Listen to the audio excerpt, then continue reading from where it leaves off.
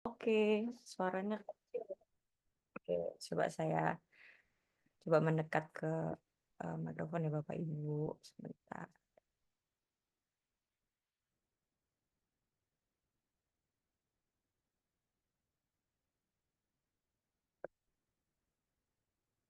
Baik, Assalamualaikum warahmatullahi wabarakatuh.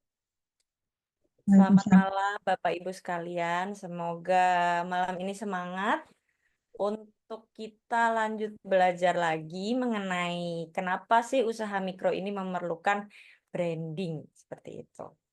Nah, di episode yang ketiga atau pertemuan kita yang ketiga ini kita akan membahas tentang brand awareness atau konten marketing. Jadi, kalau di minggu kemarin itu kita sedikit teori ya Bapak Ibu, kayaknya agak bosen gitu ya. Kalau di minggu ini kita akan mencoba langsung praktek aja gitu ya. Kita akan mencoba mempraktekkan konten-konten yang seperti apa sih yang kiranya sesuai untuk mempromosikan usaha kita. Baik, di minggu pertama dan kedua kemarin kita sudah punya identitas ya Bapak Ibu, usaha kita udah belajar bikin identitas visual untuk usaha kita di minggu pertama. Minggu kedua juga kita sudah belajar memposisikan diri gitu ya. Kita ingin berkomunikasi dengan gaya yang seperti apa.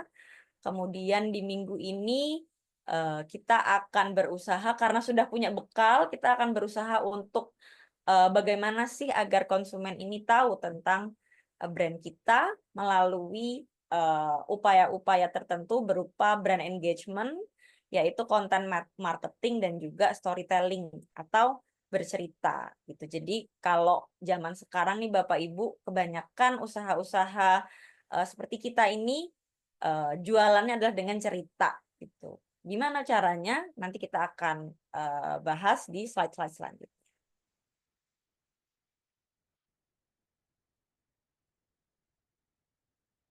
Nah, brand awareness ini apa sih Bapak Ibu? Mungkin ada yang bertanya-tanya gitu ya, apa ya gitu, kayaknya asing gitu. Nah, sebenarnya sederhananya adalah brand awareness itu kemampuan konsumen kita atau pembeli kita untuk mengenali atau mengingat brand kita atau merek kita dengan cara-cara tertentu.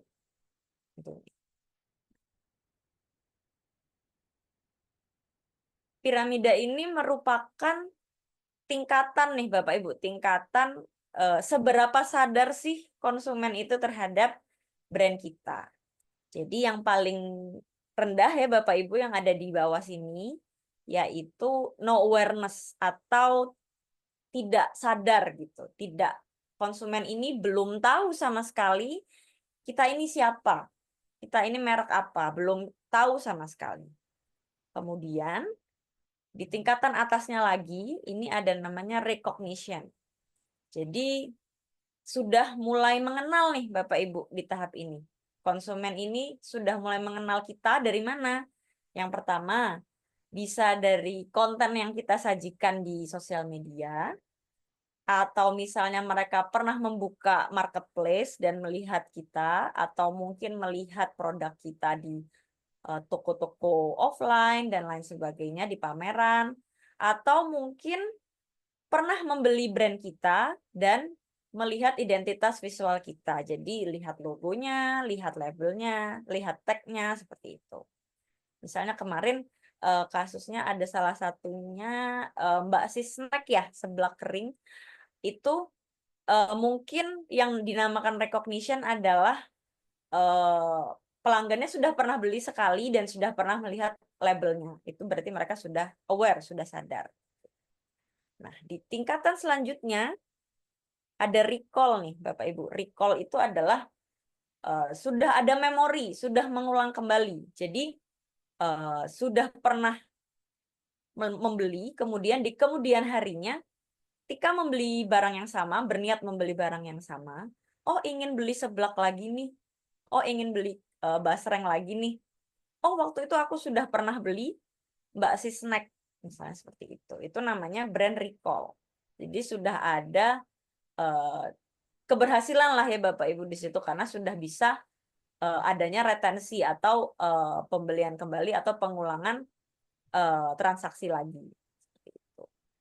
Nah, dari recall yang berulang-ulang dan sifatnya terjadi di beberapa orang gitu, lama-kelamaan brand kita ini bisa jadi menjadi top of mind. Misalnya Indomie, banyak orang yang mengalami pengalaman serupa gitu ketika kita membicarakan tentang mie instan. Banyak orang yang akhirnya memilih untuk saya pengen mie instan nih. Oh, saya beli Indomie saja seperti itu. Nah, kumpulan-kumpulan orang yang punya memori tentang Indomie itu menjadikan Indomie adalah top of mind dari merek mie instan. Seperti itu. Semoga bisa dimengerti. Nah, kemarin kita sudah ada gaya komunikasi yang akan kita sampaikan ke konsumen. Nah, bagaimana caranya kita untuk menempuh piramida tadi? Gimana caranya kita, walaupun belum jadi top of mind, bagaimana caranya kita pelan-pelan membuat konsumen kita sadar akan brand kita, kemudian mungkin bisa melakukan transaksi kembali gitu ya di toko kita atau merek kita. Salah satu caranya atau upaya kita adalah membuat konten yang menarik, Bapak Ibu. Bagaimana caranya? Nah, konten marketing ini sendiri Bapak Ibu yang harus kita pahami adalah sebuah upaya gitu ya untuk membuat sebuah sajian yang sifatnya adalah menarik konsumen terhadap sebuah produk agar bisa terjadi transaksi secara jangka pendek maupun jangka panjang di beberapa channel tertentu yang sesuai dengan produknya. Nah, konten marketing ini sendiri Bapak Ibu supaya tidak bingung, mungkin saya mau bertanya kali ya, kira-kira pemahaman Bapak Ibu sejauh ini konten itu seperti apa sih yang sering Bapak Ibu lihat? Saya bertanyanya sama yang paling atas aja deh di Zoom saya. Ada Mbak Cynthia, mungkin bisa bantu Mbak, konten itu menurut Mbak Cynthia seperti apa kalau untuk jualan? Oke, selamat malam Mbak Ayu. Sebelumnya, kalau menurut saya sendiri sih konten itu lebih kepada sebuah informasi ya yang disampaikan oleh seorang pengusaha atau misalnya kita sebagai penjual kepada target konsumen sehingga goalsnya itu bisa memasarkan atau mengenalkan produk kita kepada target konsumen. Itu sih Kak Ayu. Terima kasih Mbak Cynthia. Ini highlight-nya bagus banget ya Bapak Ibu dari jawabannya Mbak Cynthia adalah informasi gitu. Jadi seringkali brand-brand itu membuat konten ingin terlihat lucu, ingin terlihat seru, tapi lupa bahwa sebenarnya inti dari konten marketing adalah kita memberikan informasi kepada konsumen gitu. Tapi dengan cara yang mungkin sudah tidak seperti zaman dahulu lagi gitu. Jadi ya hanya hard selling aja atau misalnya hanya jualan aja gitu. Jadi ini produknya harganya sekian gitu. Jadi belum tentu kalau di era sekarang ini konsumen itu langsung tertarik gitu kalau kita hanya memberikan informasi berupa produk dan harga, produk dan harga. Tapi kita juga harus membina hubungan yang lebih santai sifatnya. Nah, di sini saya mencoba mengelompokkan menjadi 3 pilar gitu konten marketing Bapak Ibu. Atau 3 kelompok, 3 jenis konten yang sebaiknya kita sampaikan kepada audiens kita atau konsumen kita. Kita sebutnya audiens karena belum tentu mereka yang konsumsi konten kita ini akan menjadi konsumen kita di saat itu atau dalam jangka pendek. Jadi bisa jadi mereka belum butuh atau belum ingin beli, tapi mereka sudah senang gitu dengan informasi yang kita berikan. Jadi kita sebutnya mungkin audience gitu. Nah, 3 kelompok ini saya kelompokkan menjadi yang pertama hero, yang kedua hub, yang ketiga help. Akan saya jelaskan di slide selanjutnya masing-masing ini maksudnya apa sih?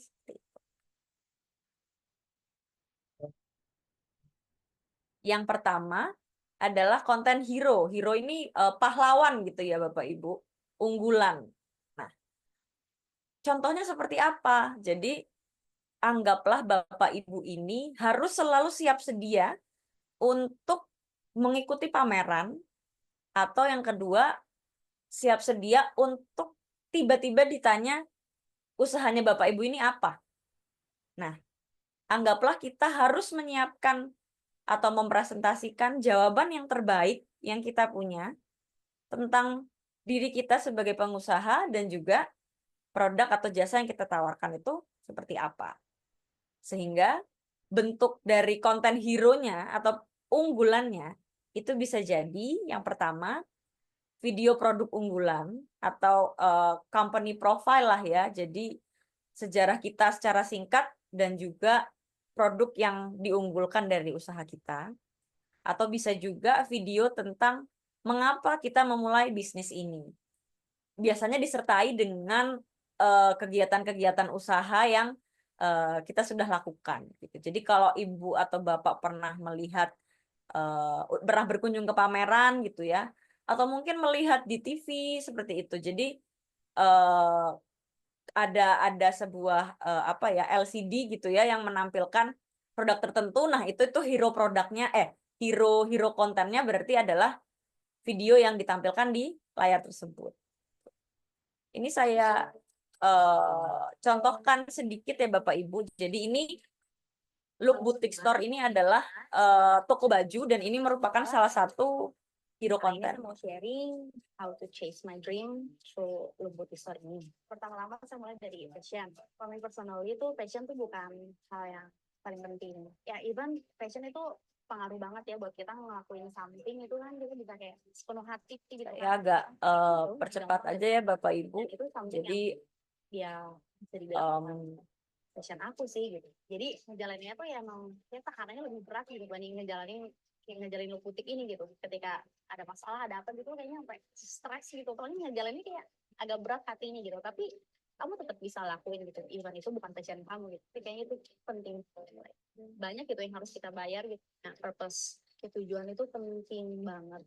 Kayak kita dalam lakuin tadi gitu. Karena ada tujuan juga bisa ya berbagi gitu loh dengan orang-orang sekitar kita gitu.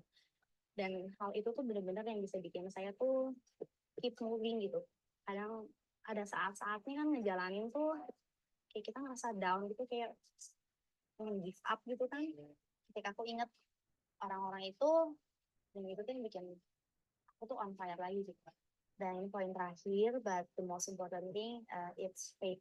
Kenapa? Karena kita harus to put God first ini kayak dulu mungkin aku pengen jualan online, aku nggak tahu gimana caranya, sampai akhirnya Tuhan berkomen aku dengan digital agency yang bisa bantu aku buat ngejalanin bisnis online ini. Dari aku mau bikin baju, aku nggak tahu gimana caranya, sampai akhirnya ya Tuhan berkomen aku dengan orang-orang yang tepat. Even papiku juga bisa bantu produksi karena dia punya background produksi juga. Dan akhirnya aku bisa bikin baju sendiri. Dan sampai yang terakhir ini, aku benar-benar dari dulu tuh pengen banget bisa punya my dream store. Cuma ya sama gitu, waktu lagi aku pengen kayak aku nggak tahu gitu. Even nyampe ke situ tuh gimana caranya gitu. baik, jadi intinya Bapak Ibu seperti itu. Jadi merupakan video yang ditampilkan untuk agar orang tahu ada cerita di balik pembuatan bisnis tersebut.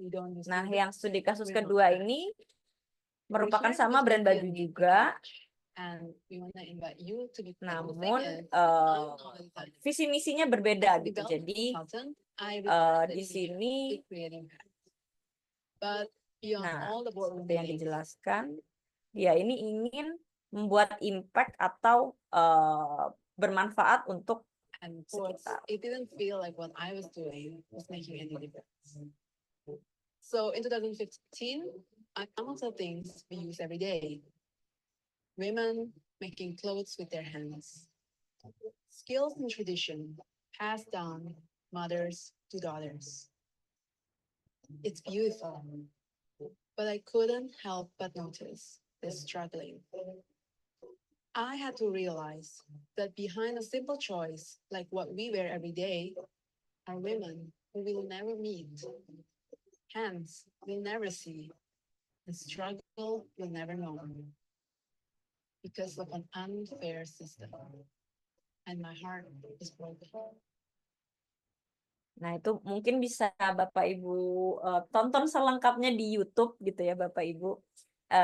Tapi intinya dari dua contoh tadi adalah mereka ini menjelaskan cerita di balik bisnisnya sehingga kita sebagai calon konsumen atau audiens itu bisa tergerak emosinya bahwa oh brand ini memiliki value atau memiliki nilai-nilai yang baik gitu untuk sekitar.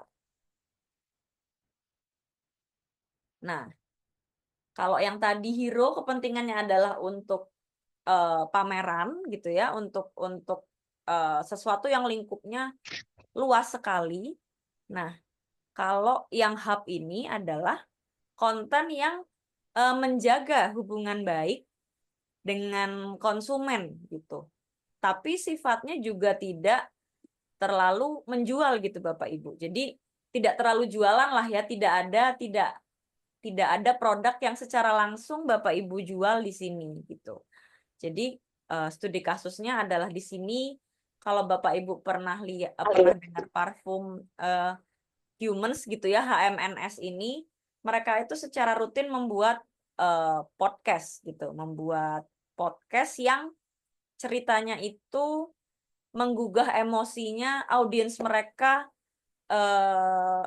yang dominan adalah anak-anak muda gitu. Jadi mereka membuat podcast yang judulnya itu sesuai dengan permasalahan-permasalahan yang terjadi di lingkungan anak muda gitu. Dengan harapan mereka menonton gitu ya dan terasosiasi dengan produk-produknya Humans sehingga di alam bawah sadarnya mereka akan melakukan pembelian di masa mendatang. Walaupun mereka tidak jualan sama sekali nih di podcast ini. Atau konten hub lain itu selain podcast misalnya nih, kalau kita punya koleksi terbaru Bapak Ibu. Nah, itu tuh juga termasuk dari upaya kita membuat konten di pilar yang hub ini gitu. Jadi seperti contohnya Look Boutique ini tadi, setiap ada koleksi baru, new arrival, itu mereka membuat konten baik di YouTube maupun di Instagram. Yang tujuannya apa? Ya hanya menginformasikan aja gitu. Siapa tahu ada yang butuh gitu ya pada saat ini maupun waktu mendatang gitu ya, sehingga mereka sudah terpapar nih dengan informasi ini. Nah, kalau mungkin Bapak Ibu bertanya-tanya sudah ada konten yang unggulan tadi yang hero, kemudian sudah ada yang hub gitu yang sifatnya interaktif, kemudian jualannya kapan gitu. Nah, konten yang help ini Bapak Ibu yang ketiga, pilar yang help atau istilahnya untuk menolong penjualan lah seperti itu ya. Nah, ini kontennya sudah yang bersifat semi-semi jualan nih Bapak Ibu. Jadi mungkin studi kasus yang di sini sudah mulai kalau jualan baju, oh ada mix and match nih, sudah ada oh baju ini dipadu-padankan dengan ini. Nah, ini secara visual itu sudah jualan sekali sehingga membantu orang yang kiranya masih bingung kira-kira beli atau enggak ya.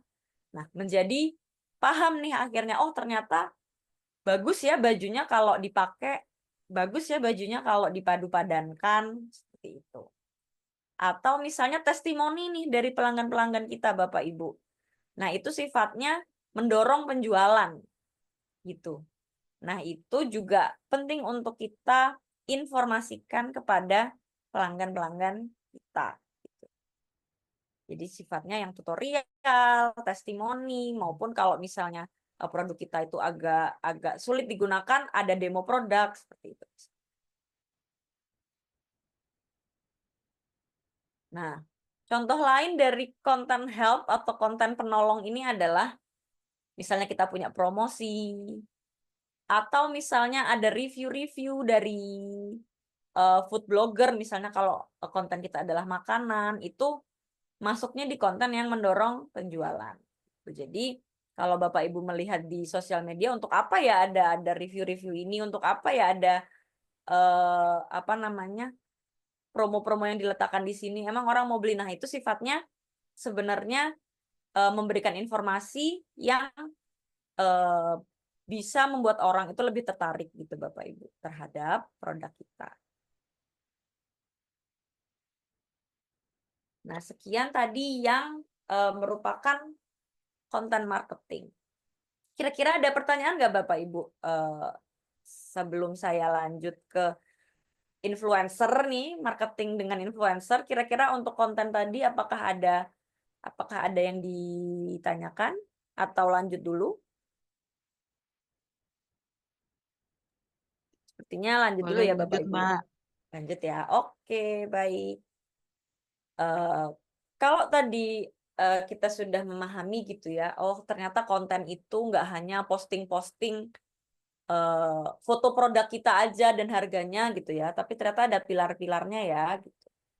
Nah, salah satu upaya untuk memperluas konten kita agar diketahui orang lebih banyak, salah satu usahanya adalah dengan menggunakan jasa influencer, Bapak Ibu. Nah, di sini contoh-contoh ini yang saya letakkan adalah beberapa influencer yang ada di segmen tertentu, yaitu segmen beauty namanya. Jadi segmen yang berkaitan dengan make up, skincare, maupun alat-alat kecantikan maupun fashion lainnya. Tuh. Nah, tentunya ini akan berbeda dengan kita yang misalnya jualan makanan gitu Bapak Ibu. Tentunya kalau kita berjualan makanan, bukan mereka-mereka yang sedang ada di layar ini yang akan kita pilih gitu, untuk mempromosikan produk kita. Nah, bagaimana kiat-kiat memilih influencer? Nah, selain tadi bidang usahanya ya Bapak Ibu, untuk memilih influencer itu tidak cukup hanya dengan asal cantik atau asal berpenampilan menarik misalnya, atau asal followersnya banyak gitu, atau misalnya asal oh artis seperti itu. Tapi kita harus tahu rekam jejak dan juga mereka ini lebih fokus di bidang apa. Nah, selain itu, kalau kita kategorikan berdasarkan jumlah followersnya, ternyata untuk tahapan-tahapan AIDA ini Bapak Ibu, jadi ini adalah marketing funnel ya Bapak Ibu, jadi aware ini untuk mengenalkan dulu, kemudian yang interest ini menggali minat, yang desire ini membangkitkan keinginan membeli, sampai ke action yaitu mendorong tindakan ini membutuhkan influencer yang berbeda-beda gitu. Jadi misalnya kita mau mengenalkan brand pertama kali kepada konsumen dalam jumlah besar gitu ya. Jadi misalnya Bapak Ibu targetnya adalah semakin banyak yang kenal, maka semakin baik. Misalnya targetnya seperti itu. Jadi tanpa menghiraukan penjualan sama sekali gitu ya. Saya cuma pengen brand saya terkenal doang kok gitu. Itu biasanya dilakukan oleh brand-brand yang memang secara penjualan sudah stabil, tapi memang mereka ingin lebih banyak orang yang tahu aja tentang mereka. Nah, itu yang tepat digunakan adalah influencer yang followersnya di atas 100.000. Jadi followers di pengikut di sosial medianya itu di atas 100.000. Nah, kontennya ini bisa yang menarik perhatian, visual yang menarik sesuai gaya mereka gitu ya. Tapi yang dengan targetnya hanya ya jangkauan luas dan engagement yang tinggi saja gitu dari followers-followersnya. Jadi mungkin kepada brand kita itu pengaruhnya followers bertambah seperti itu. Nah, kalau untuk interest, setelah mereka tahu, mungkin Bapak dan Ibu ingin memperkenalkan ada koleksi baru nih, atau misalnya, oh kita ingin mengedukasi audiensnya influencer ini nih bahwa produk kita ini punya kelebihan ini loh gitu. Nah, itu bisa kita kerjasama dengan influencer yang followersnya itu antara 50.000 hingga 100.000. Nah, di situ kriteria kontennya mungkin tidak hanya influencernya berfoto dengan produknya, tapi juga mereka kita berikan brief gitu ya, kita berikan request bahwa kontennya itu ya harus ada reviewnya mereka selama menggunakan produk kita. Reviewnya tentang rasa dari seblak yang mereka pesan dari kita atau yang kita berikan itu seperti apa, seberapa pedas dan lain sebagainya. Nah, mereka juga harus menceritakannya dengan gaya mereka gitu ya yang dianggap efektif untuk audiens mereka sehingga audiens mereka itu tertarik gitu untuk ini snack apa sih, ini seblak apa sih, seperti itu. Itu untuk interest atau menggali keingintahuan. Nah, setelah ingin tahu nih, kita masuk ke tahap desire atau membangkitkan keinginan untuk membeli gitu. Jadi mereka sudah tahu nih, kayaknya sudah banyak nih yang tahu tentang koleksi kita. Nah, ini kita bangkitkan keinginannya untuk membeli. Nah, biasanya ini kita bekerja sama justru dengan influencer yang followersnya itu lebih sedikit, jadi 20.000 hingga 50.000. Jadi mereka juga harus mendemonstrasikan bagaimana mereka menggunakan produknya atau memakan produknya, kemudian mungkin mereka juga memberikan giveaway dengan syarat-syarat tertentu. Kita dulu gitu. Nah, interaksi-interaksi yang mereka lakukan baik dari giveaway maupun tanya jawab dengan audiensnya itu diharapkan akan membangkitkan keinginan membeli gitu Bapak Ibu. Jadi ternyata setelah dijalankan itu banyak para ahli yang bilang bahwa influencer atau selebgram ini dengan followers yang lebih sedikit itu lebih otentik sifatnya Bapak Ibu, lebih dipercaya sama audiensnya dalam mereview sebuah produk dibandingin yang sudah terkenal. Kalau yang terkenal itu kesannya oh ngiklan banget nih gitu. Nah, kalau yang kecil-kecil ini justru anak muda tuh lebih suka gitu. Nah, yang lebih kecil lagi nano yang kurang dari 20.000 ini malah biasanya langsung untuk melakukan pembelian gitu. Jadi biasanya ada call to action yang jelas. Jadi mereka biasanya letakkan link di situ atau ada kode diskon referral tertentu yang pakai nama mereka seperti itu. Jadi biasanya mereka lebih efektif nih Bapak Ibu kalau untuk mendorong tindakan pembelian gitu. Contohnya seperti apa? Oh, ini tadi yang sudah saya jelaskan di awal. Nah, untuk yang awareness Bapak Ibu yang di kiri, jadi 2 orang ini itu followersnya sudah banyak banget Bapak Ibu. Nah, jadi brand-brand Samsung dan juga Skintific ini yang sedang mereka gunakan di konten ini, itu mengundang mereka hanya untuk menampilkan aja di sosial media mereka bahwa oh ada event ini loh, seperti itu. Tapi tidak bersifatnya tidak untuk menyuruh membeli saat itu juga gitu. Nah, kemudian untuk yang di kanan interest ini mereka followersnya tidak sebanyak yang di kiri Bapak Ibu. Tapi mereka di sini menunjukkan bahwa oh ini loh kita mendapatkan produk terbaru. Terus kemudian mereka juga menjelaskan spesifikasinya seperti itu. Jadi tadi menggali keingintahuan ya Bapak Ibu kalau interest itu. Jadi mereka perlu menggali tentang spek-spek dari produk yang dijual. Nah, kemudian yang kiri adalah desire atau tadi membangkitkan keinginan ya Bapak Ibu untuk membeli gitu ya.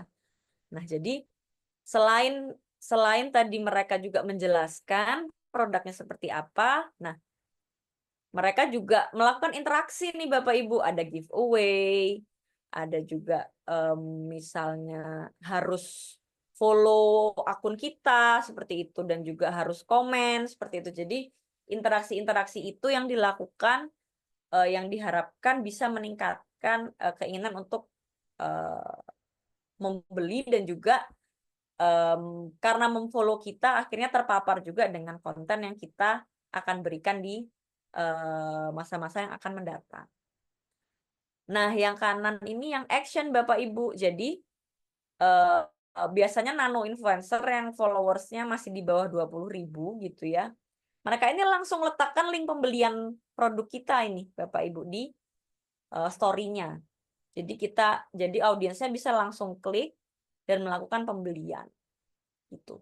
Jadi kalau misalnya ditanya kira-kira kalau produk saya ini harus endorse orang yang seperti apa? Nah, balik lagi kepada Bapak Ibu.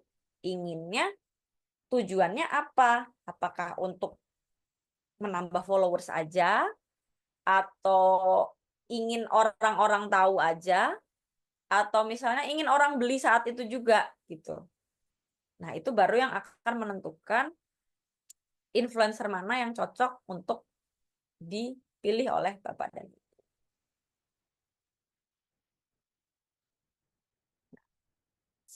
Setelah tadi kita bahas tentang konten itu harus diupayakan dengan apa? Bisa dengan influencer. Nah, yang kedua bisa juga kita menyebarkan konten tersebut melalui paid promotion atau ads. Jadi setelah tadi kita tahu kita harus bikin apa saja, nah kita sebarkan nih dengan upaya-upaya yang berbayar. Gitu. Nah, apa nih kelebihannya kalau paid promotion dibandingkan dengan influencer? Nah, kalau influencer Bapak Ibu kita itu kadang masih ada tahap apa ya, gambling atau ketidakpastiannya gitu. Jadi kadang-kadang efektif, kadang-kadang juga enggak gitu. Jadi itu dipengaruhi oleh banyak faktor gitu ya Bapak Ibu. Kayak misalnya contohnya nih di produk saya gitu ya. Di produk saya itu spray gitu ya misalnya. Saya mengendorse orang yang followersnya 100.000 dan dengan orang yang followersnya 20.000 gitu misalnya. Pada kasus tersebut ini terjadi sebenarnya sih Bu di bisnis saya gitu. Ternyata yang followersnya 20.000 ini justru lebih banyak salesnya atau lebih balik modal gitu. Karena mungkin dia dipercaya oleh audiensnya. Nah, justru yang followersnya 100.000 ini kurang ada dampaknya gitu ya dalam penjualan. Tapi mungkin follower saya bertambah gitu. Tapi itu semua terkadang tidak bisa kita pastikan gitu karena banyak variabel yang mempengaruhi. Itu kalau influencer. Nah, kalau pada paid promotion ini atau ads gitu ya kita biasa kenal Bapak Ibu, ini bisa lebih terukur karena sesuai dengan budget kita gitu ya. Jadi tergantung dengan budget kita berapa, itulah jangkauan yang akan kita capai gitu ya. Kemudian juga kita bisa evaluasi kira-kira kliknya ada berapa, kemudian yang jadi sales itu berapa, seperti itu. Dan kita juga bisa set siapa aja yang melihat ads kita, seperti itu Bapak Ibu. Kalau influencer tadi kan kita nggak bisa, gitu. Jadi hanya ya udah yang penting followersnya influencer X gitu. Nah kalau paid promotion ini bisa kita set. Seperti itu. Kita set usianya, kita set lokasinya, kita set mereka yang berminat dalam bidang apa, seperti itu. Nah, channel yang kita pilih Bapak Ibu, channel yang kita pilih ini juga harus sesuai dengan konsumen kita siapa dan juga produk apa yang mereka cari gitu atau apa produk yang kita jual gitu. Contohnya nih untuk Instagram itu lebih cocok untuk generasi milenial maupun Gen Z gitu ya, yang lebih muda, dengan produk kita berupa fashion, jadi baju, make up, kosmetik, atau mungkin makanan ringan gitu. Karena apa? Karena mereka ini mencari barang-barang tersebut di Instagram. Seperti itu. Akan berbeda dengan Facebook.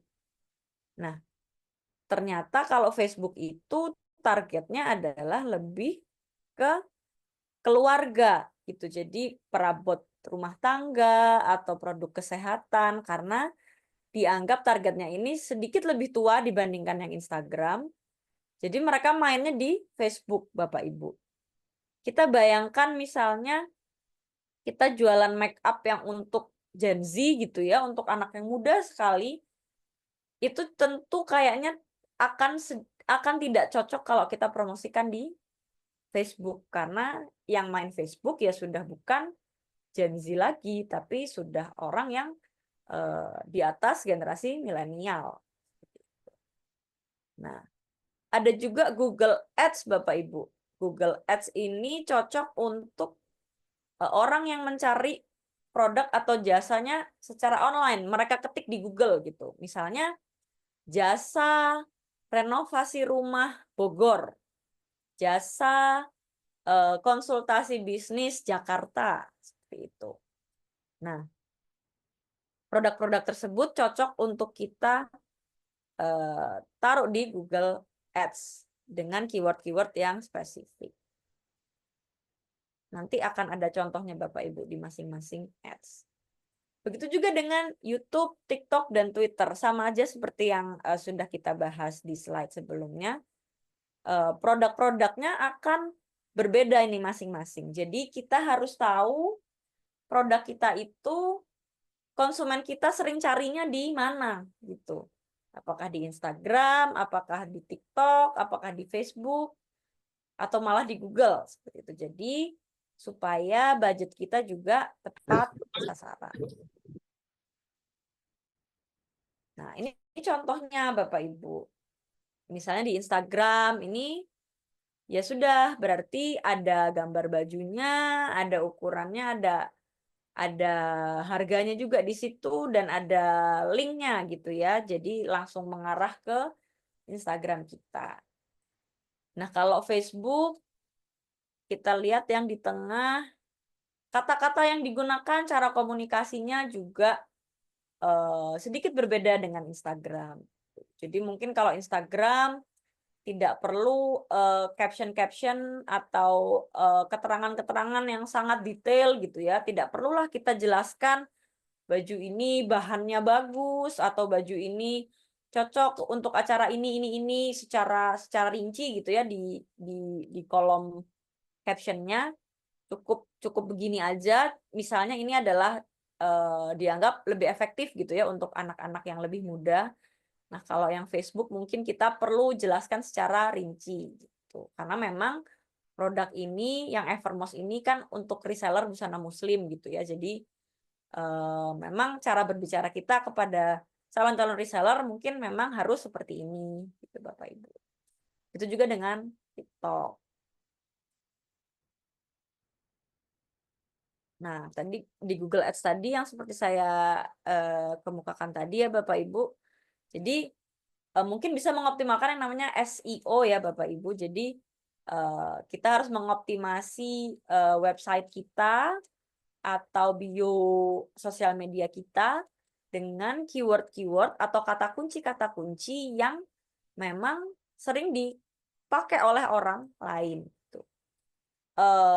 Jadi nanti akan ada tulisan sponsor ini Bapak Ibu. Kalau misalnya keyword tersebut dicari oleh orang, kalau kita menggunakan Google Ads itu kita akan ada di atas dan ada tulisan sponsornya ini gitu. Jadi gunanya kita membayar adalah supaya kita ada di atas. Tapi kita juga harus peka terhadap keywordnya tadi. Jadi percuma misalnya kita udah bayar tapi kita tidak menggunakan keyword yang tepat. Nah, sama aja dengan YouTube gitu ya. Jadi bisa aja kita ngiklan di YouTube tapi kayaknya ini jarang digunakan oleh usaha mikro. Nah, tadi kita sudah bahas yang berbayar terus ya Bapak Ibu. Jadi ada influencer, ada juga ads atau iklan gitu ya. Nah, sekarang kita bahas tentang storytelling nih. Storytelling ini merupakan teknik bercerita atau teknik promosi gitu ya, yang dianggap efektif nih untuk di era sekarang. Nah, mungkin biar lebih mudah, saya nggak akan jelaskan secara rinci dengan slide, tapi saya ingin menunjukkan contoh, Bapak Ibu. Contoh yang pertama adalah nih. Produk ini adalah sabun, Bapak Ibu. Mungkin Bapak Ibu ada beberapa yang pernah tahu produk ini, The Soap Story gitu ya. Pernah tahu atau mungkin pernah beli atau mungkin pernah lewat ini kontennya di sosial media Bapak Ibu sekalian. Jadi dia ini jualan sabun Bapak Ibu. Jualan sabun rumahan, sabun yang dia buat sendiri. Tapi kalau kita lihat ini contohnya Instagram. Kalau kita lihat di Instagramnya, dia ini bercerita tentang apa? Tentang masalah dari konsumennya. Gitu. Misalnya ini.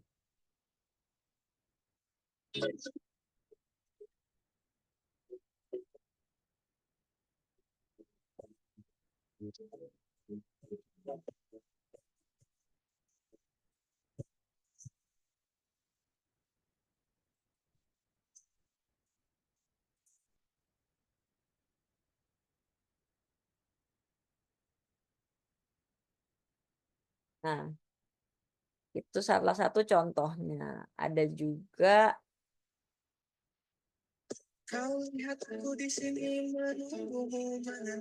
ini yang produk lain.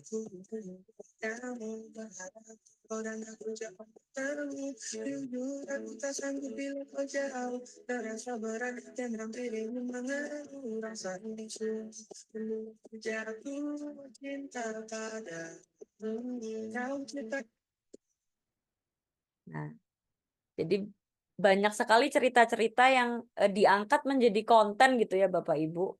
Jadi kalau kita lihat dia ini sangat peka terhadap masalah yang dialami oleh konsumennya. Nah, dari situ diangkat menjadi cerita-cerita yang dia sisipkan juga cara pembuatan produknya seperti apa gitu. Jadi sambil berempati sambil jualan juga gitu. Dan sepertinya dari sini akhirnya banyak orang-orang yang tertarik gitu untuk oh iya ya ini sesuai nih dengan permasalahan saya. Akhirnya memutuskan untuk follow dulu, kemudian di kemudian hari mungkin membeli seperti itu. Contoh lain dari storytelling yang menurut saya lumayan efektif ini ada dari keripik apel namanya keripik buah namanya Apelisius Bapak Ibu. Jadi keripik buah ini asalnya dari Malang. Dia ini sering bercerita tentang tentang ini lagi kendala nih Bapak Ibu, mohon maaf dalam pemutaran videonya. Intinya di sini ownernya ya Bapak Ibu, dia itu sering bercerita tentang kenapa sih dia membuat produk ini, kenapa sih dia membuat produk itu, atau misalnya ada yang kepo nggak nih tentang produk kita, kemudian dia sajikan berupa cerita-cerita seperti ini gitu. Jadi anggapannya orang jadi penasaran untuk membeli gitu. Oh iya ya, sepertinya enak ya. Oh ternyata sehat ya gitu. Oh ternyata ini banyak yang beli ya gitu. Kayaknya saya jadi kepingin beli juga deh. Gitu. Karena Karena kita terus terpapar dengan cerita-ceritanya ownernya gitu, bahwa ini loh keripik saya mempunyai nilai-nilai seperti ini, seperti ini, seperti ini. Nah, kalau tadi usahanya yang kedua tadi masih mikro ya Bapak Ibu. Nah, brand parfum ini Bapak Ibu namanya Humans. Ini adalah salah satu brand lokal yang bisa mendunia gitu ya Bapak Ibu. Bukan hanya dengan sih sebenarnya, tapi memang strategi utamanya adalah storytelling atau bercerita gitu ya kepada followersnya gitu. Jadi misalnya ini mereka sebenarnya cuma mau bercerita tentang salah satu produk mereka. Tapi mereka itu menjadikan kita yang membaca itu sebagai teman gitu Bapak Ibu, menjadi sebagai teman, dan mereka ini seperti curhat gitu dengan kita. Nah, karena kita merasa dipercaya gitu ya, karena kita merasa dipercaya sebagai teman curhatnya. Nah, disitulah kita lihat di kolom komentar itu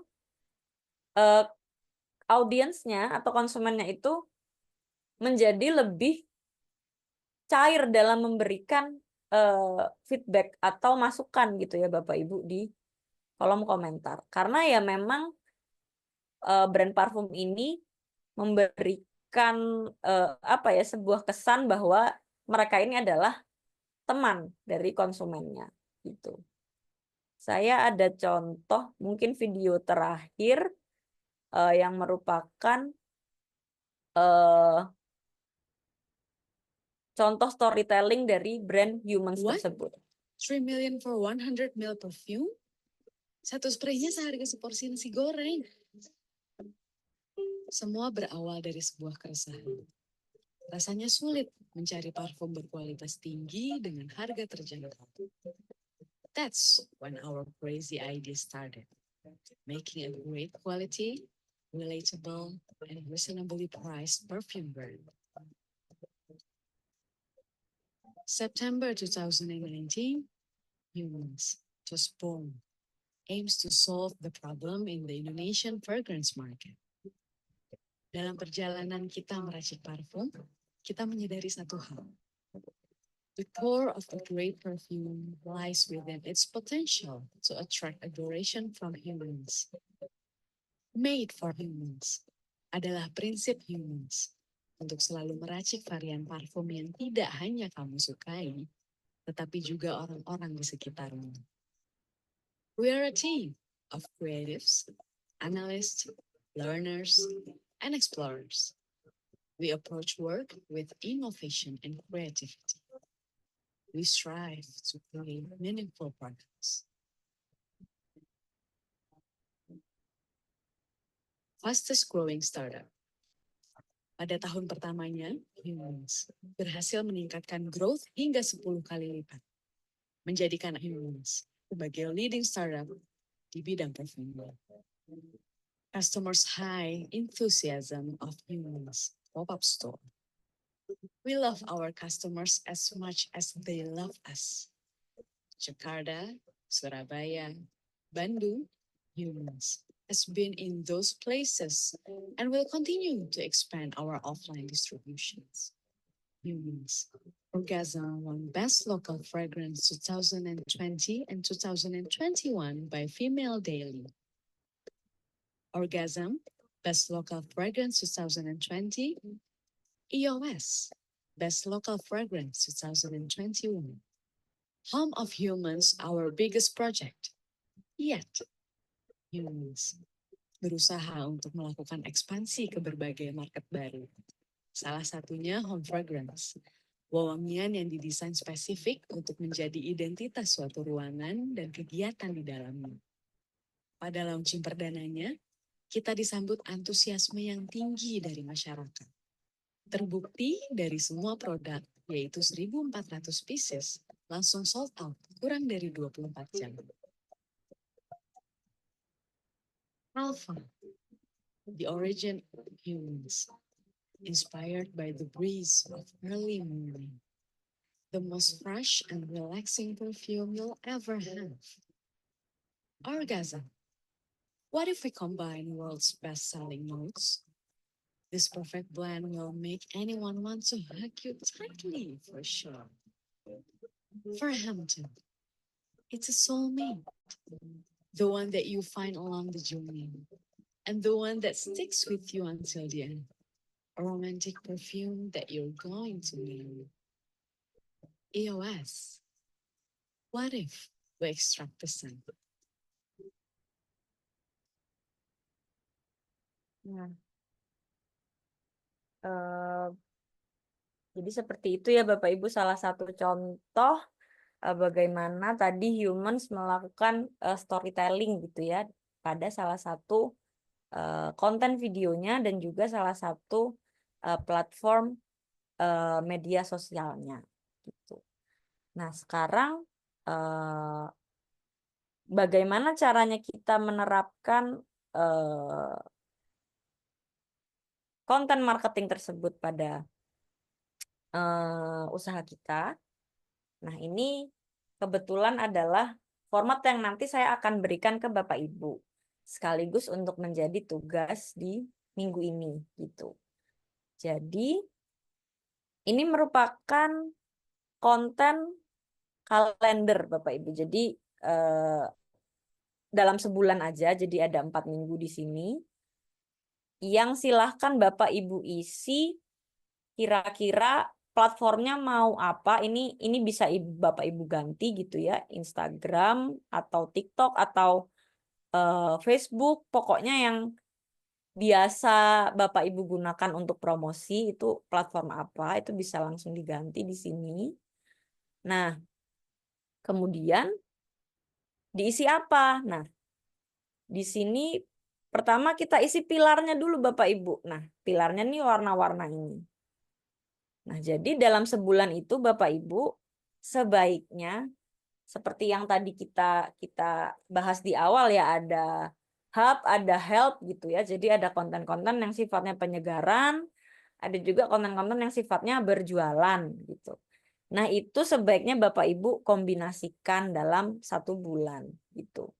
Nah, di sini saya coba bantu ada 5 pilar ini, atau misalnya Bapak Ibu bisa ini sendiri ya, variasikan sendiri kira-kira mau isi dengan pilar yang seperti apa gitu ya. Nah, itu silakan diplot di sini gitu. Nah, sebenarnya akan lebih baik jika kira-kira Bapak Ibu sudah punya bayangan mau seperti apa gitu. Jadi pilar itu tadi kan istilahnya judul babnya ya Bapak Ibu. Nah, mau konten yang seperti apa nih? Nah, itu akan lebih bagus lagi kalau sudah bisa kelihatan di sini. Contohnya, misalnya yang produk ya. Misalnya Bapak Ibu ingin membuat konten tentang produk. Misalnya ini usaha saya ya Bapak Ibu. Produk spray warna dusty pink. Berarti konten pilarnya adalah tentang produk. Nah, kemudian misalnya besoknya nih, oh saya mau selipkan dengan konten yang story selling atau storytelling gitu ya. Apa ya yang mau saya ceritakan gitu. Misalnya cerita tentang pelanggan yang membeli spray untuk anaknya di pesantren. Misalnya gitu. Misalnya Bapak Ibu punya cerita dari pelanggannya Bapak Ibu, itu bisa ditaruh di sini gitu. Nah, kemudian misalnya misalnya besoknya kita mau taruh meme itu adalah lucu-lucuan gitu ya Bapak Ibu. Misalnya konten-konten yang lagi viral gitu ya, terus kemudian Bapak Ibu plot nih gitu. Misalnya ada konten viral tentang apa ya, misalnya orang jatuh dari tempat tidur, misalnya seperti itu. Kemudian bla bla bla bla. Nah, ini setelah Bapak Ibu list di sini, nah itu silahkan diplot pada kalender ini gitu Bapak Ibu. Jadi harapannya nanti bisa langsung diposting aja di hari tersebut. Jadi kita tidak perlu bingung hari ini mau posting apa ya, atau besok mau posting apa ya, atau misalnya justru bukan bingung, justru misalnya keterusan, oh saya kayaknya posting meme terus aja deh, atau misalnya posting tentang produk terus aja deh biar orang semakin tahu gitu. Nah itu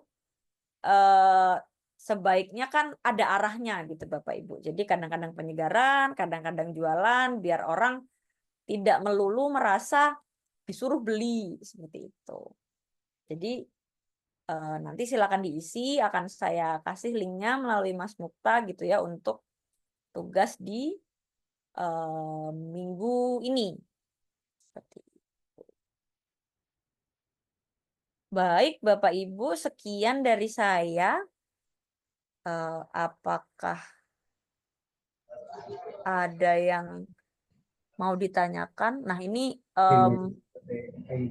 saya kembalikan ke Mas Mukta dulu ya, Mas. Ini ada beberapa pertanyaan dari chat, atau misalnya mau dibuka langsung lewat yang raise hand, silakan.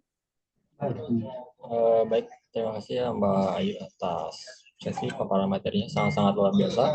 Tadi ada beberapa yang ada klip videonya, itu sangat membantu juga ya dalam teman materinya.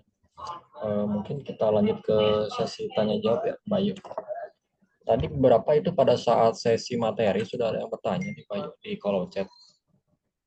Itu yang pertama dari Pak Yusran nih.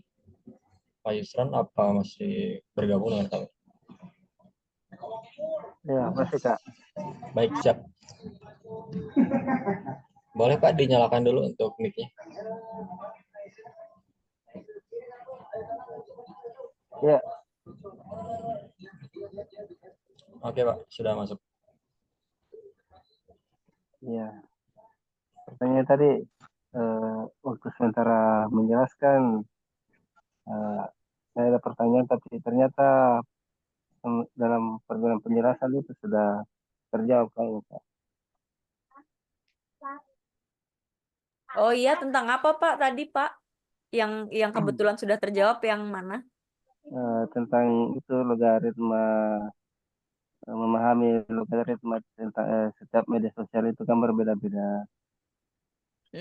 Dari Facebook arahnya kemana, Instagram arahnya kemana. Ya, kemudian apakah lebih bagus menggunakan keberlangganan ads atau tidak agar kita mencapai target yang kita ingin capai. Ya, tadi saya sudah dengar. Iya, makasih Mbak. Baik. Ya, Oke. terima kasih Pak Yusran. Semoga Terima kasih Pak bisa Yusran. dipahami. Iya, iya. Selanjutnya ada juga nih Mbak di kolom chat dari Pak Sumargono ya. Pak Sumargono. Sumargono. Ini Iya. di atasnya Pak Sumargono ada lagi nih, Mas Mukta. Atasnya Pak Sumargono. Oh, itu yang tadi Pak, yang tadi Pak Yusran. Oh iya deh, iya betul. Betul.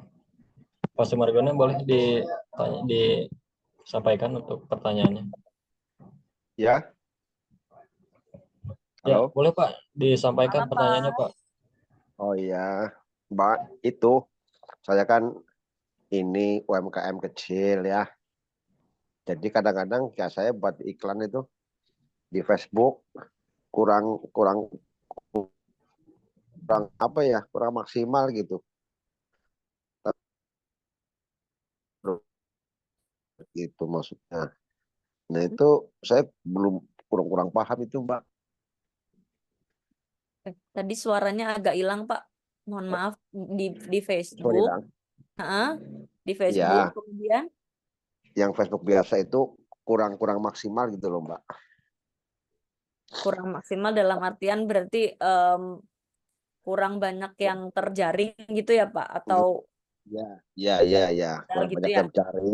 Ya, itu kan ada temen yang menganjurkan saya yang berbayar gitu, yang apa itu yang pro apa ya DS apa itulah ya. Jadi kayak gitu. Nah itu Oh, gimana oh, Mbak? oh, Bapak itu posting di Facebooknya, posting di Facebook sendiri tanpa berbayar gitu ya Pak maksudnya ya? Ya, yang Hmm. biasa yang kita berbayar. Baik, baik. Untuk saat ini saya belum pakai Facebook yang gratis, IG juga yang gratis, yang belum ada yang berbayar itu loh Mbak. Iya, iya, betul, betul, betul, Pak. Eh, bisnisnya apa, Pak? Kalau boleh tahu, Pak, sambal galak ini sambal botolan kah atau gimana, Ya, Pak? sambal kemasan botolan. Jadi bisa dikirimnya ke seluruh Indonesia. Ya bisa. Ah, ah, ah. Oh iya, baik, baik. Cuma Terima kadang kasih. terkendala juga itu apa bahan pokoknya Mbak. Tipe-tipe Mm-mm, itu sampai saya rawit murni nih. mm-mm. Tipe-tipe 60 besok sudah 80 gitu. Waduh, jadi saya harganya juga rada bingung saya Mbak. Iya, iya, iya. Mohon Bukan petunjuk itu harga Mbak. jualnya jadi bingung ya, Pak. Harganya berubah-berubah ya, Pak ya. Ya, mohon petunjuk Mbak. Hmm, hmm, hmm, hmm, hmm, hmm. Terima Kalau kasih. kalau iya, terima kasih Pak Sumargono. Ya, Kalau sama-sama. kalau untuk em, menentukan harga produk memang jadi tantangan ya Pak ya. Jadi Iya, kalau memang naiknya cuman 1.000 2.000 mungkin kita masih bisa bertahan gitu ya iya. dengan harga yang lama gitu ya. Tapi memang kalau kalau lagi naik ya terpaksa terpaksa akan ada penyesuaian kan ya Pak ya Itu di harganya ya. ya pas ada penyelesaian kan jadi permintaan jadi kurang. Jadi kan jadi berhenti. Nah, itulah kadang-kadang kendalanya di situ. Iya, iya, iya, betul, Pak. Mungkin kalau kalau yang saya bisa jawab dari ranah branding ya, Pak, terkait tadi Bapak menyampaikan bahwa memang kendalanya Bapak masih mempromosikannya dari yang tidak berbayar gitu ya. Iya, Memang kenyataan pahitnya adalah Pak kalau kita menggunakan yang tidak berbayar itu ya eh, akan kecil kemungkinan Facebook atau Instagram itu akan membawa konten kita tersebut ke audiens yang lebih luas gitu. Jadi biasanya ya ya. akan berhentinya di yang udah follow kita aja gitu. Biasanya seperti itu. Atau sebenarnya salah satu upaya untuk untuk sampai ke orang lain kalau organik gitu ya, kalau nggak bayar itu sebenarnya misalnya pakai Reels itu ya, atau kalau Reels itu Instagram, atau kalau Facebook biasanya Bapak bisa join ke komunitas F&B atau kalau komunitas F&B kan mereka semua penjual ya. Kalau komunitas yang misalnya pecinta sambal di area ini kek atau pecinta kuliner gitu. Jadi saya rasa tuh di Facebook ada beberapa gitu ya yang bisa Bapak join dan Bapak bisa share di situ gitu. Itu mungkin bisa jadi salah satu upaya yang eh, organik atau gratis gitu ya untuk menarik pelanggan. Tapi kalau memang mau bergantung sekali pada pembelian yang dari dua platform tersebut atau misalnya bergantung pada platform misalnya dari marketplace gitu ya dari Shopee atau dari Tokopedia ya mau nggak mau memang kita harus Berbayar ya. iya, di ads yang berbayar gitu supaya lebih banyak orang yang tahu gitu, Bapak. Tapi sebelum sebelum kita memutuskan untuk berbayar, istilahnya gini, kayak kita beli roti gitu ya, Pak ya. Sebelum kita jualan, kita harus tahu roti kita tuh enak dulu gitu. Iya, iya. Kayak misalnya Bapak sebelum jualan sambel ya, Bapak pasti sudah sampai pada kesimpulan bahwa sambal Bapak ini udah enak nih, makanya kita jual. Nah, di sini yang saya tekankan adalah sebelum kita memutuskan untuk menyebarkan konten kita tadi dengan berbayar, kita harus tahu dulu bahwa konten kita ini layak untuk disebar gitu, Pak. Biasanya kendalanya di situ. Jadi kalau orang bilang ads-nya boncos nih, misalnya udah berbayar tetap boncos dan lain-lain, biasanya yang perlu kita Nah, koreksi, yang kita sebarin ini udah menarik apa belum gitu. Jadi iya. jadi nggak apa-apa, ini butuh waktu Pak untuk kita menggali pelan-pelan gitu ya, kira-kira yang efektif itu seperti apa gitu. Jadi mungkin bisa kita mulai dengan foto produk yang menarik, kemudian deskripsi produk yang menarik yang diletakkan di ads-nya atau iklannya, nanti baru kita pelan-pelan iklankan, semoga membuahkan hasil. Seperti itu sih Pak kalau dari saya. Iya, benar-benar itu. Setuju sekali itu. Perlu proses ya, Mbak. Perlu proses ya, pelan-pelan tapi pasti gitu ya.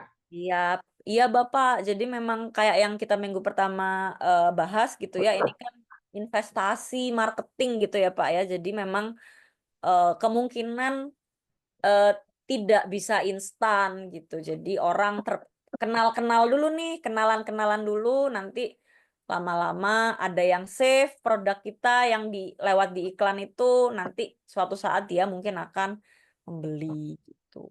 Iya, siap. Terima kasih Pak, semangat terus ya Terima Pak. kasih, Mbak Ayu. Terima kasih, Mbak Ayu. Siap. Terima kasih Pak Boleh, Sumarno. Pak. Semoga merasa terjawab ya atas pertanyaannya. Selanjutnya Ya, kita ada di terima kasih. kolom chat. Kalau gitu kita ada di kolom chat lagi nih Pak Yuk, dari Ibu Sherly ya. Ibu Sherly silahkan dinyalakan mic-nya. Iya, Iya Ibu silahkan untuk disampaikan untuk pertanyaan. Malam Ibu. malam Kak Ayu. Kak Ayu ini saya mau tanya nih Kak Ayu untuk apa tuh konten hero, video company profile dan produk ini saya masih bingung Kak Ayu soalnya produk saya ini produk tas-tas etnik. Kemudian yang harus saya sampaikan ke video company profile dan produk ini kayak gimana Kak Ayu supaya bisa menyentuh hati audiens gitu. Soalnya saya lihat di pretesnya itu harus menyentuh hati audiens kan. Yang harus saya tonjolkan itu yang harus gimana gitu Kak Ayu supaya menarik gitu orang lihatnya. Saya kembalikan lagi nih ke Ibu Sherly. Nah, kira-kira produk Ibu ini keunggulannya apa Bu yang utama? Keunggulan produk saya ini Kak Ayu itu bahan yang saya gunakan itu dari kain kain khas dari Sumatera Selatan gitu. Jadi eh, lalu produk-produk saya ini Kak Ayu desain tasnya itu eh, saya bikin bukan kayak yang kayak gimana ya biasa dipakai ibu-ibu pejabat aja enggak gitu bisa juga dipakai oleh anak-anak muda sekarang gitu maksud saya itu saya menghadirkan produk saya yang walaupun etnik nggak terlihat kuno tapi bisa juga dipakai oleh anak-anak muda kita gitu jadi kain etnik kita itu eh gimana ya bukan sebagai sesuatu yang kuno, terus orang-orang tua saja yang pakai gitu. Keunggulan kita di situ Kak Ayu. Kemudian juga kita eee, produk kita ini ramah lingkungan Kak Ayu. Jadi ada sisa-sisa sisa produksi kita itu masih kita olah lagi Kak Ayu, jadi aksesoris gitu, Kak Ayu. Hmm, Mhm. baik, kalau saya bisa simpulkan dari ceritanya Ibu Sherly barusan adalah tas etniknya ini nilai jualnya adalah menggunakan kain asli dari Sumatera Selatan ya Ibu? Iya, Kain dari Sumatera Selatan, kemudian juga ramah lingkungan, tapi dengan desain yang kekinian ya, yang untuk iya, anak muda gitu. mhm. Nah, ini sebenarnya mirip dengan tadi contohnya, saya nggak tahu nanti presentasi saya bisa di play nggak ya videonya kalau kalau udah sampai ke Bapak Ibu. Jadi yang sukacita tadi yang video yang awal itu Ibu hampir sama dengan Ibu ininya. Nilai jualnya ya, nilai utamanya adalah dia memberdayakan.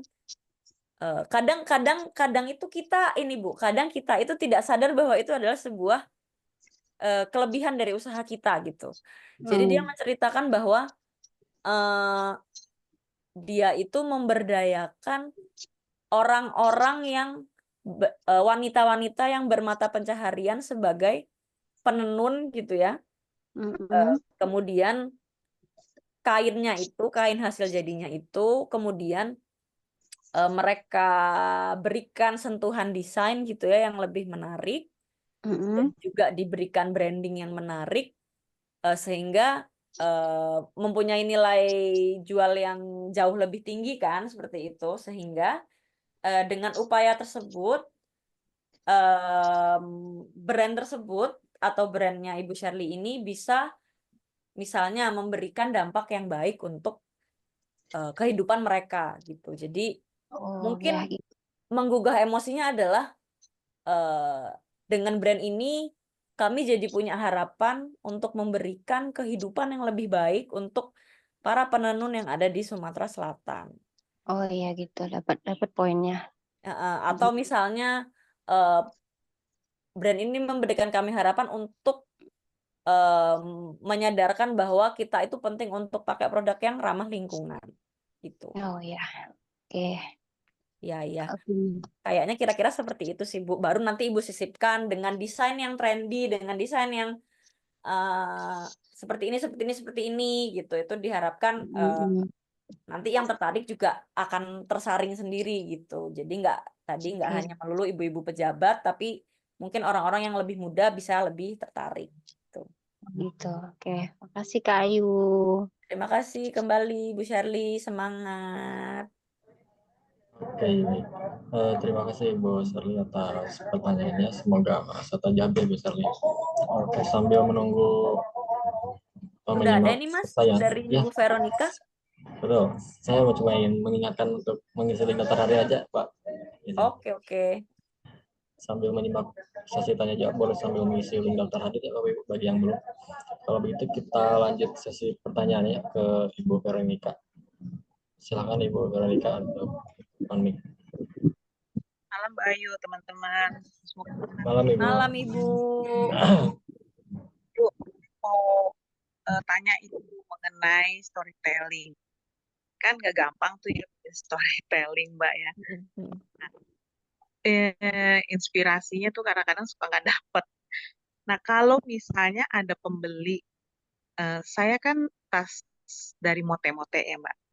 Nah, itu kan cerita dari pembeli itu kan ada beberapa lah ya yang bercerita gitu ya. Dia perlu beli tas saya itu untuk apa gitu. Apakah itu kita bisa angkat? Terus tadi saya lihat nggak perlu pakai video itu kan Mbak ya. Jadi kata-kata aja boleh nggak di storytelling itu? Gitu loh. Boleh. Boleh sih. Nah, karena kan kadang-kadang kan ada videonya kayak gitu kan. Nah, saya terus terang masih agak gaptek gitu loh. Jadi ini belajar mau nimba ilmu lah sedikit-sedikit biar lebih pinter gitu.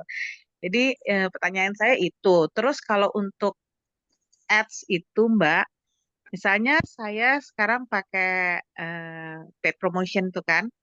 Nah, terus kita langsung review berapa yang ngeklik atau kita beli lagi, itu bagaimana? Itu loh Mbak.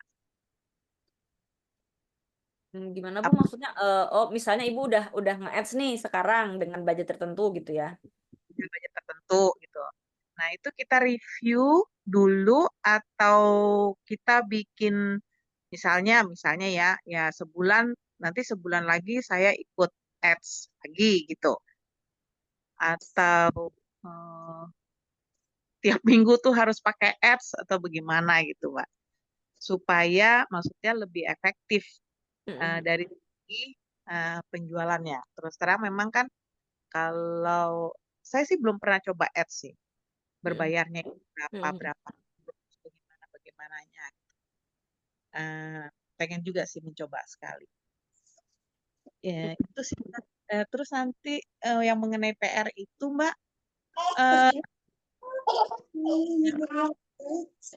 kita untuk berapa hari? Itu aja sih Mbak. Oke, PR. Ya, terima kasih Mbak Ayu. Sama-sama Ibu, izin menjawab. Jadi yang pertama adalah storytellingnya tadi ada Pengalaman cerita. pembeli. Pengalaman pembeli, iya. Itu sangat bisa dijadikan bahan sih Bu sebenarnya. Kayak tadi yang sabun tadi itu kayaknya memang ada beberapa kontennya dia yang memang sebagai contoh misalnya kemarin ada customer kami yang mengeluhkan ke kami bahwa wajahnya sudah mengalami jerawat yang parah selama sekian bulan. Kemudian bertanya kepada kami produk apa yang cocok. Kemudian di situ kami menawarkan produk kami sebagai solusi karena produk kami mengandung ini gitu. Kemudian customernya happy sekali karena ternyata masalahnya bisa teratasi. Sebenarnya itu sebenarnya kan jualan ya Ibu, tapi dikemas dengan cara yang lebih santai dan diharapkan banyak orang yang mengalami hal yang sama seperti dia gitu. Misalnya kalau dalam kasusnya Ibu Vero tas Monte gitu ya, tas manik-manik. Misalnya contohnya pelanggannya Ibu beli untuk pergi ke pesta gitu, tapi dia butuh sesuatu yang lebih elegan dibandingkan tas yang ada di pasaran dan lain sebagainya. Di situ Ibu menawarkan produknya Ibu sebagai solusi dan kemudian pelanggannya happy sekali karena ternyata cocok dengan bajunya atau misalnya menjadi pusat perhatian gitu. Itu cerita-cerita yang bahasa sekarangnya otentik gitu Bu. Apa ya? Jadi orisinil, jadi bener-bener cerita yang nggak dibuat-buat gitu ya dibandingkan kita buat cerita yang agak berhayal gitu ya. Itu menurut saya cerita-cerita seperti itu amat sangat mungkin kita angkat di sosial media atau di platform lainnya gitu. Karena memang orang sedang suka cerita-cerita seperti itu. Dan kalau tadi pertanyaan Ibu juga sempat kalau nggak pakai video gimana nih? Sekarang itu Bu, ya mungkin ini juga agak butuh waktu untuk penyesuaian ya. Videonya tuh nggak perlu yang kalau yang tadi sabun itu kan perlu beberapa properti, perlu beberapa angle yang kayaknya harus dibantu oleh banyak orang dan harus dibantu oleh profesional gitu. Sebenarnya video-video sederhana aja misalnya Ibu taruh handphone Ibu di tripod, ada apa namanya? Ibu rekam diri sendiri sedang bikin tas tersebut gitu ya. Jadi behind the scene gitu ya, cerita di balik pembuatan tas tersebut. Nah, kemudian nanti videonya dipotong, tinggal Ibu masukin suaranya Ibu yang sedang cerita tadi atau berupa tulisan gitu ya. Itu tuh menurut saya udah sangat efektif gitu untuk dijual gitu ya cerita tersebut gitu Bu. Cuman yang memang harus ada sedikit proses untuk istilahnya mengangkat cerita tersebut menjadi lebih visual gitu. Tentunya ya sebaiknya ada video-video sederhana lah gitu. Entah tangan ibu yang lagi bikin tasnya atau misalnya video-video tas-tas yang pernah ibu bikin sebelumnya gitu. Itu video sederhana-sederhana itu ibu ceplok-ceplok, ibu tambahin suara itu menurut saya sudah cukup banget gitu untuk apa ya? Untuk dinaikin jadi satu konten gitu. Jadi nggak perlu yang expert sekali atau yang bagus sekali gitu. Yang penting sudah ada upaya dari kita untuk bercerita dengan sederhana, dengan video-video yang kita punya aja gitu. Yang penting semua orisinal dari kita gitu. Jadi menurut saya nggak masalah Bu, tambahin video sedikit aja nggak apa-apa gitu. Kemudian Ya, yang promotion ads di review dulu atau langsung di top up langsung langganan lagi. Kalau menurut saya sih ibu jualannya dari mana Bu? Dari Instagram atau dari marketplace atau dari mana biasanya? saya dari Instagram FB. Instagram ya berarti ya? Ya kalau dari Instagram itu kan setahu saya kalau dia nyambungnya ke Facebook itu tuh bisa apa namanya, ada reviewnya gitu Bu. Jadi nanti setelah budgetnya habis tuh ada grafiknya gitu yang bisa dipantau iklan Ibu tuh dilihat oleh siapa aja, lokasinya di mana, umurnya berapa, seperti itu. Nah, itu Ibu harus lakukan review misalnya secara berkala gitu ya, misalnya setiap saldo sekian rupiah habis atau misalnya setiap 2 minggu habis tuh kita lakukan review supaya ke depannya tuh kalau mau ads lagi kita bisa belajar dari kekurangan yang kita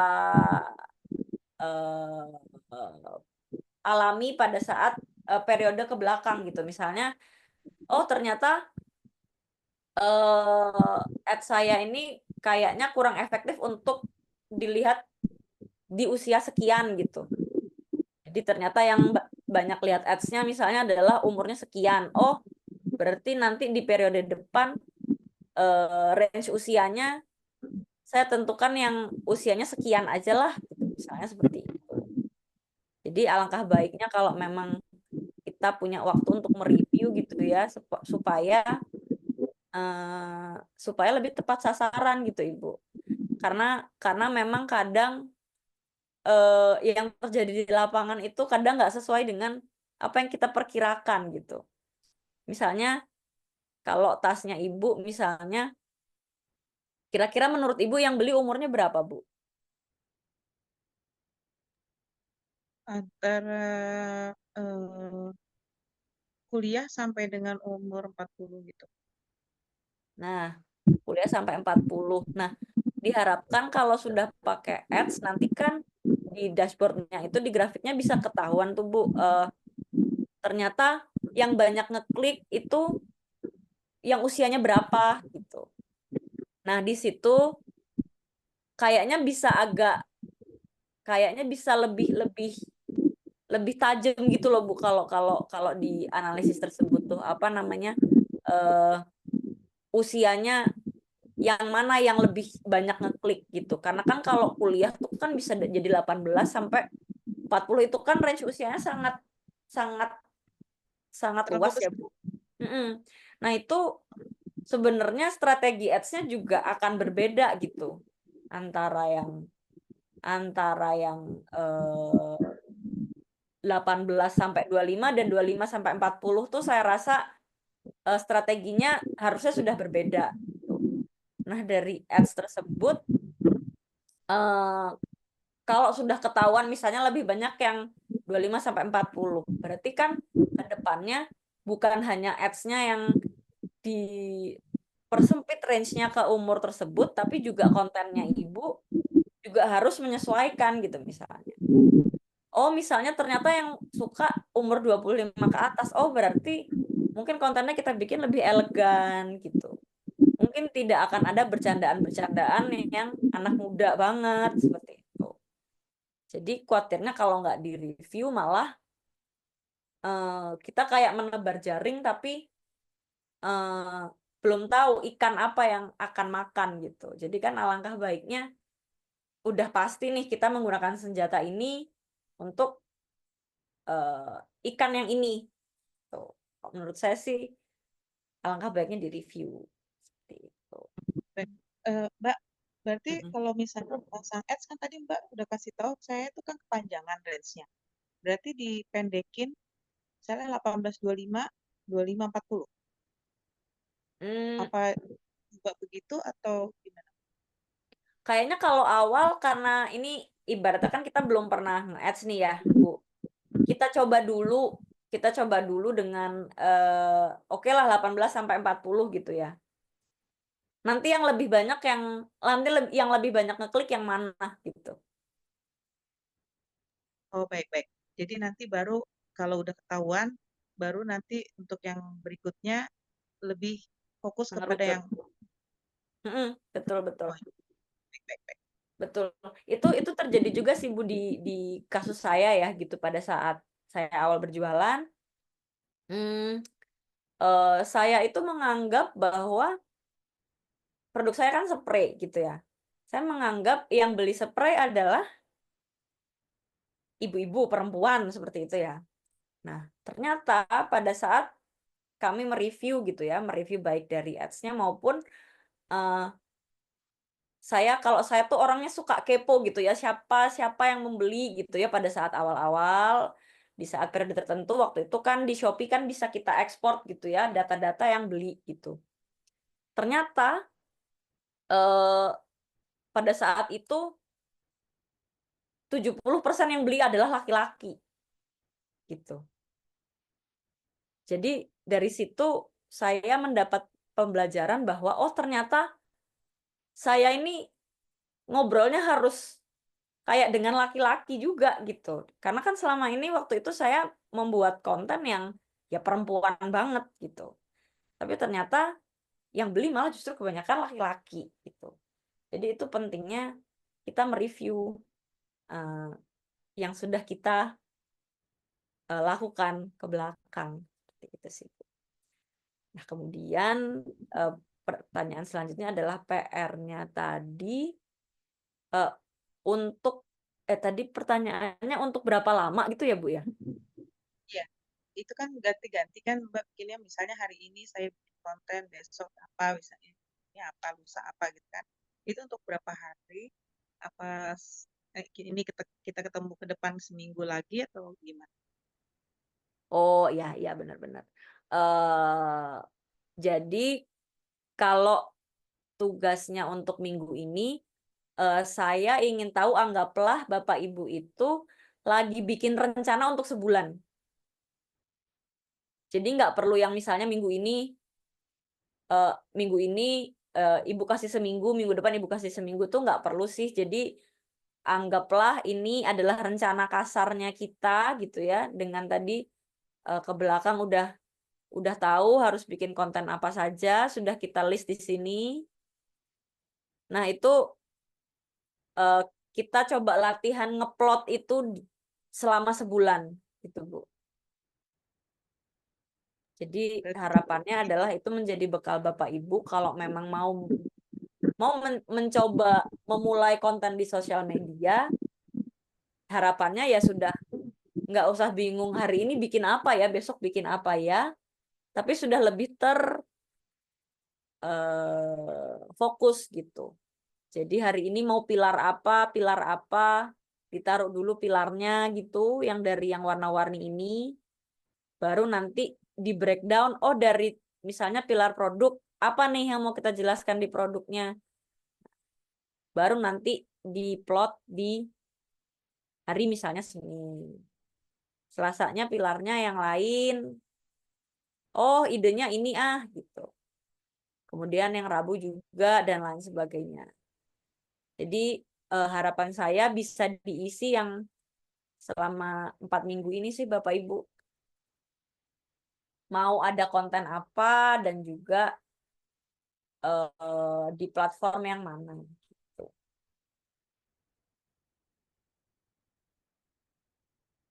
Seperti itu, Ibu Vera. Ya, terima kasih Mbak Ayu, jelas banget. Iya, sama-sama Ibu, semangat ya. Kalau misalnya ada yang mau ditanyakan, boleh japri mungkin, atau Oh, boleh oke, di oke. grup juga, ya. Ya, boleh. Terima kasih Mbak.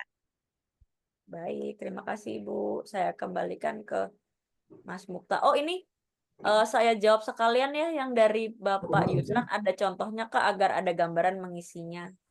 Oke, misalnya Instagram. Instagram ini, oh misalnya nih saya mau fokus di Instagram dulu ya Bapak Ibu. Misalnya ini yang TikTok saya hapus dulu deh. Ya kayaknya lebih baik memang Bapak Ibu pilih satu platform aja ya supaya fokus gitu. Nah, Instagram jadi cara mengisinya di yang kedua ini dulu Bapak Ibu. Di lembar yang kedua itu kita isi dulu pilar-pilar itu kayak kelompok kontennya gitu. Kelompoknya mau tentang apa? Apakah tentang produk? Apakah tentang mungkin meme ini saya ganti dengan komedi gitu ya. Nah, ini anggaplah pilar-pilar ini akan kita plot di sini ya Bapak Ibu. Bergantian gitu selama sebulan. Nah, setiap yang kuning ini yang produk berarti kan kita mau menjelaskan tentang produk kita gitu ya. Oke, kita nggak tentang spray deh, misalnya tentang sambal ya tadi Bapak. Oke, misalnya produk. Nah, di sini Bapak mau menjelaskan tentang sambal varian A. Terbuat dari apa, terus rasanya seperti apa. Nah, berarti nanti akan ada penjelasan tentang sambal varian B di hari ke-6. Kemudian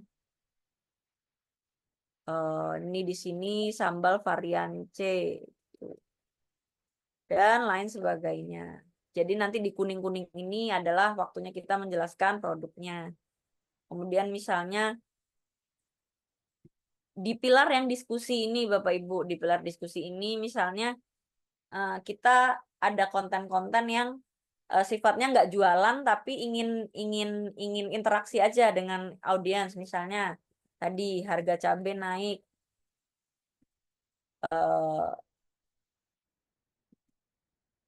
sambal ini tetap sambal ini naik juga nggak ya harganya,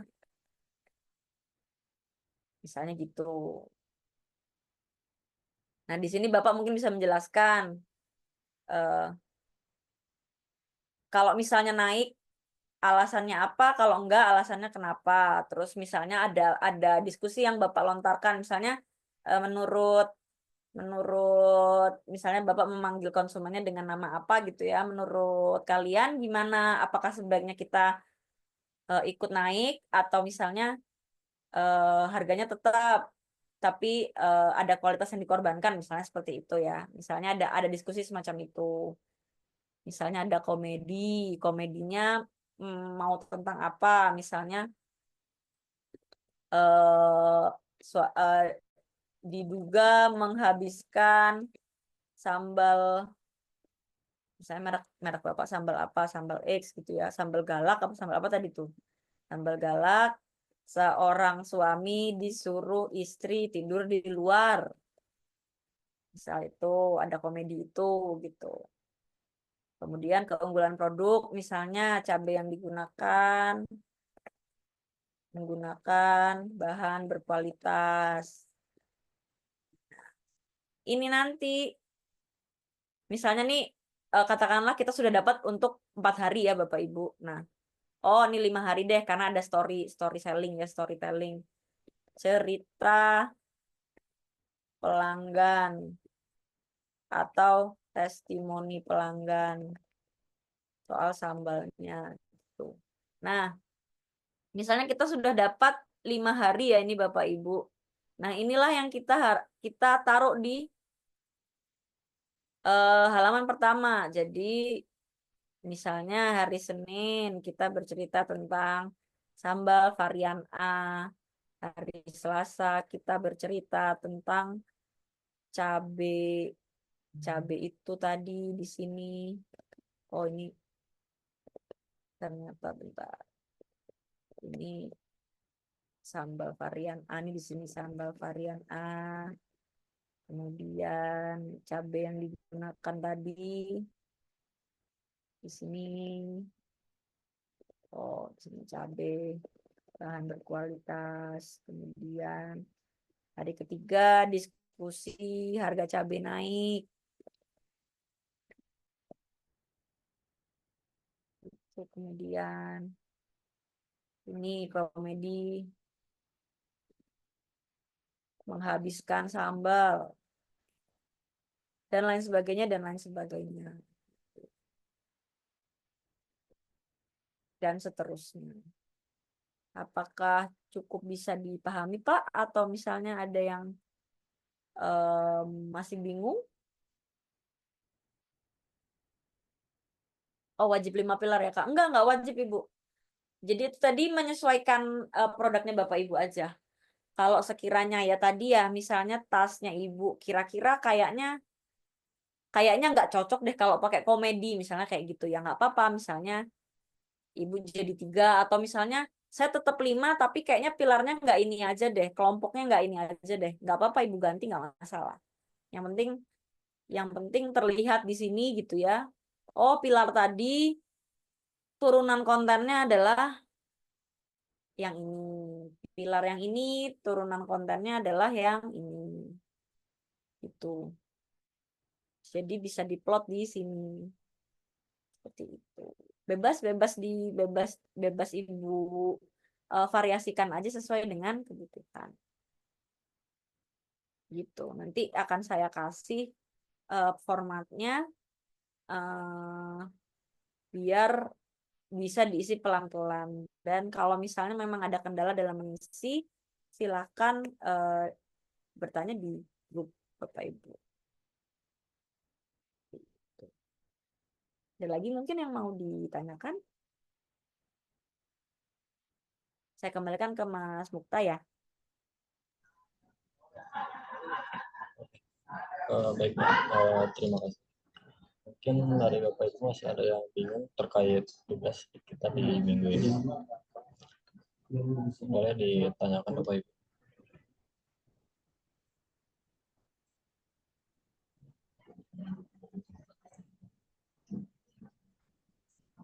Sepertinya sudah cukup, Bapak Ibu sudah mengerti untuk pengerjaan tugas ataupun materi yang tadi disampaikan.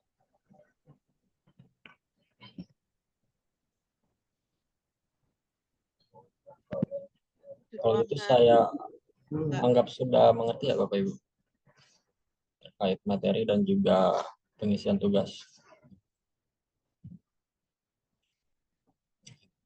Izin Pak, sepertinya sudah cukup nih dari peserta terkait materi dan juga penugasan di minggu ini.